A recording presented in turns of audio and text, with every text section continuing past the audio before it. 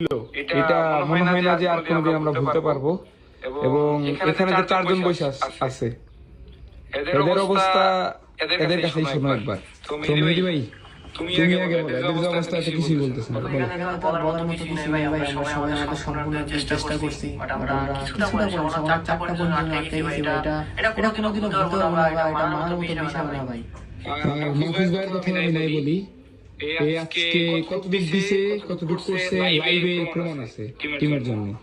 দাদা কতটুক করছে না করছে শুরু থেকে সবাই জানে, দেখতেছে। এবং সর্বশেষ যদি আমি আলিফের দিকে আসি, 1.5 মাস যাবত পিসি থেকে ফোনে শিফট হয়ে কতটুক করছে না করছে, আফসোস ছাড়া এখানে কোনো বিকল্প আমি পাইতেছি না। মাত্র 4 পয়েন্টের জন্য নাকি আমরা ইন্দোনেশিয়ার জন্য কোয়ালিফাই হতে পারলাম না। তারমুডা খারাপ, টার্গেটও খারাপ, সোলারা খারাপ। এই তিনটা ম্যাচ খারাপ খেললে আমরা 5 পয়েন্টে যোগ করতে হতে পারিনি। আর আপনারা আমাদের অনেক বেশি সাপোর্ট ভালোবাসা তো দেখাইছেন। আমি জানি আমাদের থেকেও কষ্ট আপনারা বেশি পাইতেছেন। মাত্র 4 পয়েন্টের জন্য নাকি আমরা এই ওয়ার্ল্ড সিরিজের জন্য কোয়ালিফাই করতে পারলাম না। তখন 4 পয়েন্টের জন্য আমরা ইন্দোনেশিয়াতে যেতে পারলাম না। 4 পয়েন্ট, তার মধ্যে আমাদের 3টা ম্যাচ নষ্ট পুরো। মাথা কাজ করতেছে না।